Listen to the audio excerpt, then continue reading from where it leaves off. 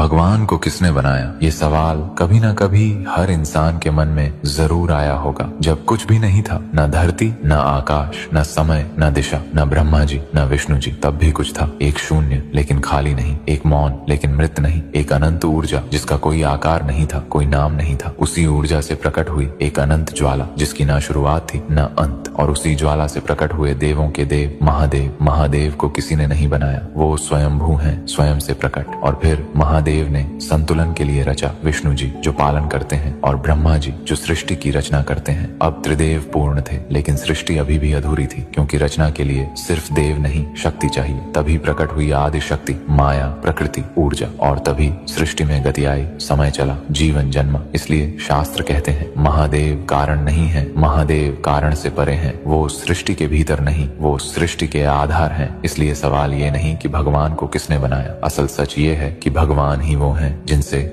भगवान को किसने बनाया, ये सवाल कभी ना कभी हर इंसान के मन में जरूर आया होगा। जब कुछ भी नहीं था, न धरती, न आकाश, न समय, न दिशा, न ब्रह्मा जी, न विष्णु जी, तब भी कुछ था। एक शून्य लेकिन खाली नहीं, एक मौन लेकिन मृत नहीं, एक अनंत ऊर्जा जिसका कोई आकार नहीं था, कोई नाम नहीं था। उसी ऊर्जा से प्रकट हुई एक अनंत ज्वाला जिसकी ना शुरुआत थी न अंत, और उसी ज्वाला से प्रकट हुए देवों के देव महादेव। महादेव को किसी ने नहीं बनाया, वो स्वयंभू हैं, स्वयं से प्रकट। और फिर महादेव ने संतुलन के लिए रचा, विष्णु जी जो पालन करते हैं, और ब्रह्मा जी जो सृष्टि की रचना करते हैं। अब त्रिदेव पूर्ण थे, लेकिन सृष्टि अभी भी अधूरी थी, क्योंकि रचना के लिए सिर्फ देव नहीं, शक्ति चाहिए। तभी प्रकट हुई आदि शक्ति, माया, प्रकृति, ऊर्जा, और तभी सृष्टि में गति आई, समय चला, जीवन जन्मा। इसलिए शास्त्र कहते हैं महादेव कारण नहीं है, महादेव कारण से परे हैं। वो सृष्टि के भीतर नहीं, वो सृष्टि के आधार हैं। इसलिए सवाल ये नहीं कि भगवान को किसने बनाया, असल सच ये है कि भगवान ही वो हैं जिनसे बनना शुरू हुआ।